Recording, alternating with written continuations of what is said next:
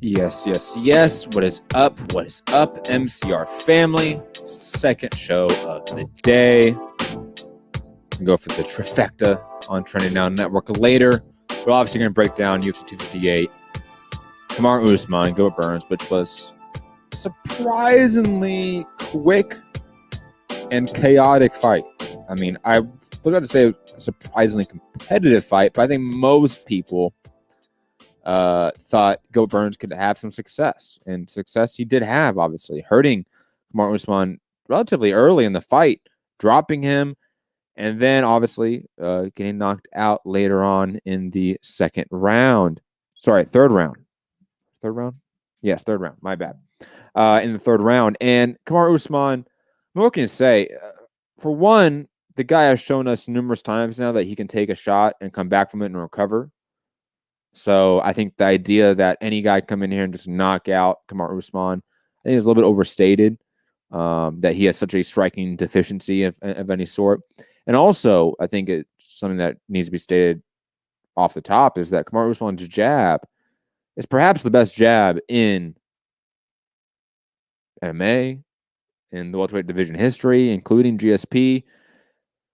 Kamaru Usman's jab got him out of trouble. It was the tool that allowed him to reestablish distance, reestablish control, and he was able to hurt Gilbert Burns with that jab and with other shots.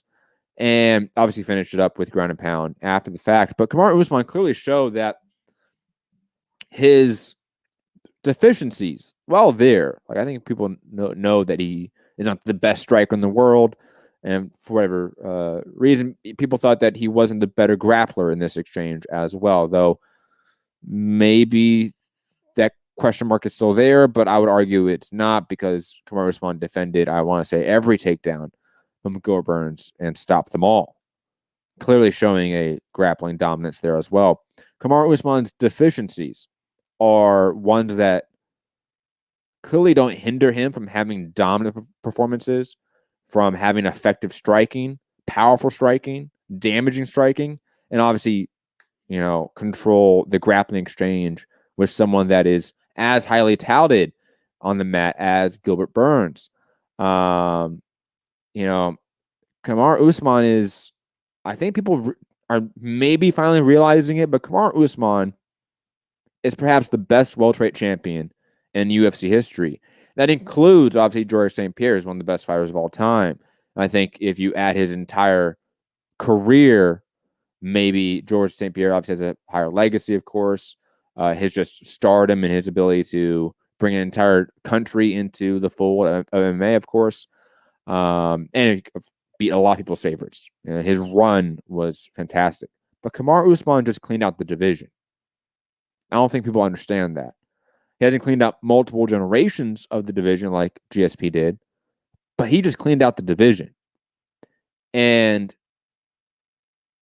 if you try to compare them, they are comparable in a lot of ways. They're dominant grapplers, okay? Their striking is predicated and built around a superb jab. So I think it's now normal, and it should become a conversation of who's the best welterweight champion of all time. Is it Kamaru Usman or is it Georges St. Pierre? And people right now will just pick Georges St. Pierre due to his longevity at the top, but Kamaru Usman is the better fighter.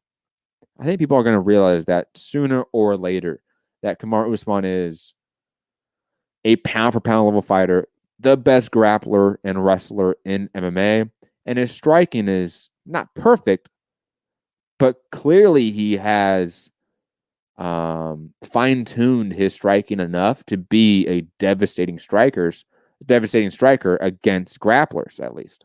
And Gilbert Burns, I mean, I saw a lot of people saying that he has the striking advantage against Kamaru Usman. Maybe that was the case. Maybe it is the case. But it didn't matter because Kamaru Usman's jab was the leveler here in terms of evening out that sort of disadvantage that he had on paper. I mean, what's next for him? I have no idea. The only guy he hasn't really fought in the top 10, I want to say, is Stephen Thompson. And like maybe that fight's somewhat intriguing, I guess, because it's just somebody he hasn't fought yet. It's a pure striker who looked very good in his last fight too, against Jeff Neal. But I'll be honest, the fight that I want to see, or there's two fights, I should say. There's two fights I want to see more than anything for Kamaru Usman. That is the George St. Pierre fight and the Khabib Nurmagomedov fight. Those are the fights that to me are legacy-defining fights, more so than fighting Stephen Thompson or fighting Colby Covington in a rematch or Jorge Masvidal in a rematch and coaching tough. I know that's being talked about right now. I don't like that. That to me is not appealing right now. If you're a fighter of Kamaru Usman's potential and ability, you want to keep leveling up your performances, or I should say your opportunities, your opposition, And the only way you can keep leveling that up is fighting a George St. Pierre or a Khabib. Like, that's just the reality. So, unless he wants to wait for, like, Izzy to come back to 185 and have a fight with Izzy, like an all-Nigerian showdown, that'd be cool. But Izzy seems like he's going to be preoccupied at 205. He's not an option right now for Kamaru Usman. I think if I'm the UFC, if I'm Kamaru Usman, I'm calling out Khabib. I'm calling out George St. Pierre because those are the fights that push me past whatever ceiling I'm at right now, whatever plateau I'm at right now, by just cleaning out the division. But again, chaotic, fun fight for as long as it lasted. Only lasted, 34 seconds into the third round. Back and forth affair. And Kamaru Usman fighting grapplers has been entertaining. Like, look at the Colby Covington fight. That was a fight of the year contender. This fight isn't going to be that, but this fight was a lot of fun while it lasted. So Kamaru Usman against grapplers, I think, is where it's at. Those are always the better Kamaru Usman fights.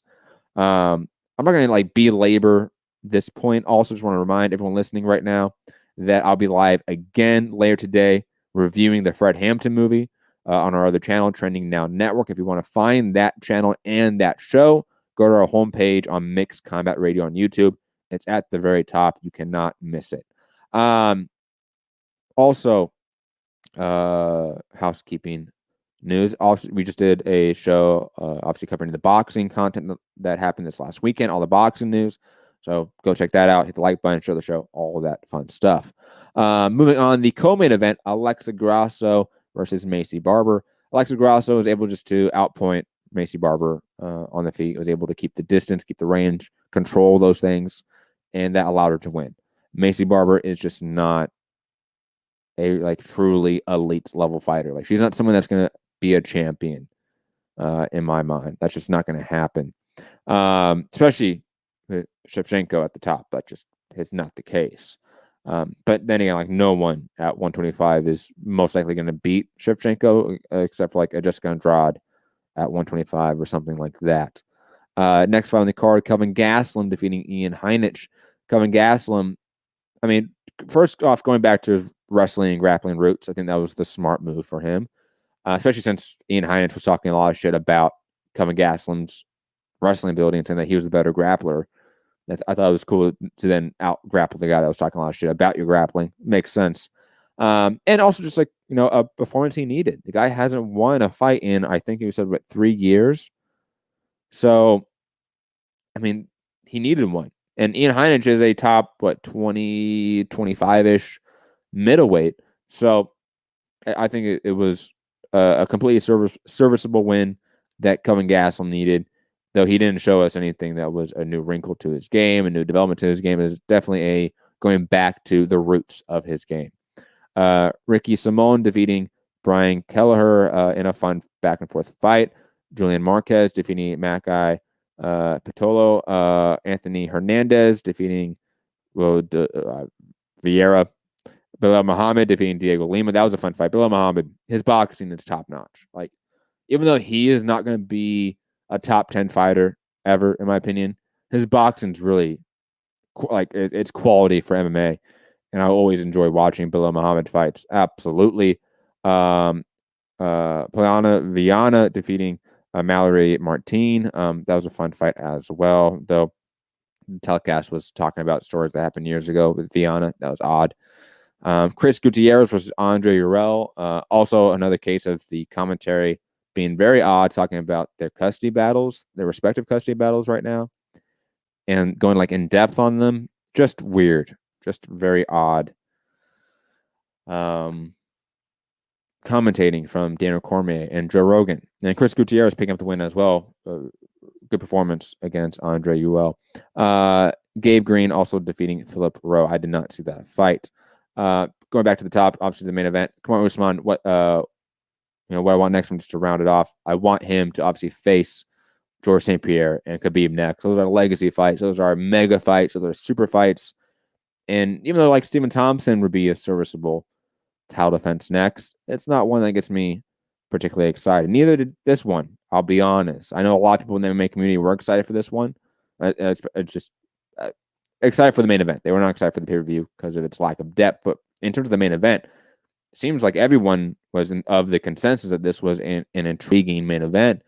And I thought Kamaru Usman was going to win this. I thought he was going to win in far more dominant fashion. He didn't. It's far more chaotic. But regardless, he clearly is looking like a pound-for-pound level guy. Probably in the top 3 in the pound-for-pound discussion at this point in time. Daniel Edwards in the chat saying Vieira looked awkward and Rogan brought it up. Allegedly, Thiago Santos actually beat up the mugger. Yeah, I don't know enough about the particular case. It was odd. It was just weird. Especially since it happened like a long time ago. This wasn't a new thing. So again, odd.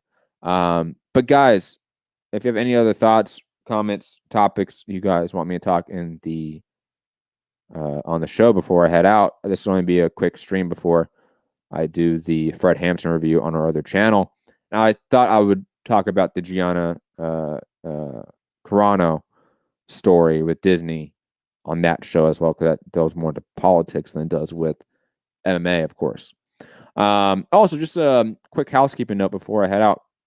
This week on our other channel, pay attention to what I will be dropping. I forgot to mention on the other show, I should have, but I'm going to be doing sort of at least like a bi-weekly, maybe weekly movie review. Will be pre-recorded and edited, of course. That'd be not too long, probably about 10 minutes or so. I don't want to tell you what the first movie is that I'm going to review and break down, but it's a classic. It's one that has a continuation of it in a sense, coming out, I think this year in like the next month or two. A big blockbuster, air quotes, blockbuster in the COVID era. So it'll be topical. So I'm really excited to review this movie because it was the first time I saw it, and I was absolutely entertained and engrossed by this classic movie. But anyways, guys, I'll be back on tonight on Trending Now Network, talking the Fred Hampton movie, Judas and the Black Messiah, breaking down, obviously, the thoughts on the movie itself, thoughts on the accuracies and inaccuracies of it, thoughts on the justice or injustice it does to Fred Hampton's legacy, and Fred Hampton's legacy, of course, as well, plus a litany of other topics. A massive protest movement in Haiti I'll be talking about as well on the show. And I will probably, of course, do in the second half of the show, play some right-wing conservative videos and react to them, review them, all that shit. Guys, thank you for just checking out this quick stream. Hope you guys enjoyed it. Hit the like button, share the show, subscribe. Patreon.com/Trending Now Network. Cash App, Trending Now Network as well, if you want to support the channel in any financial way.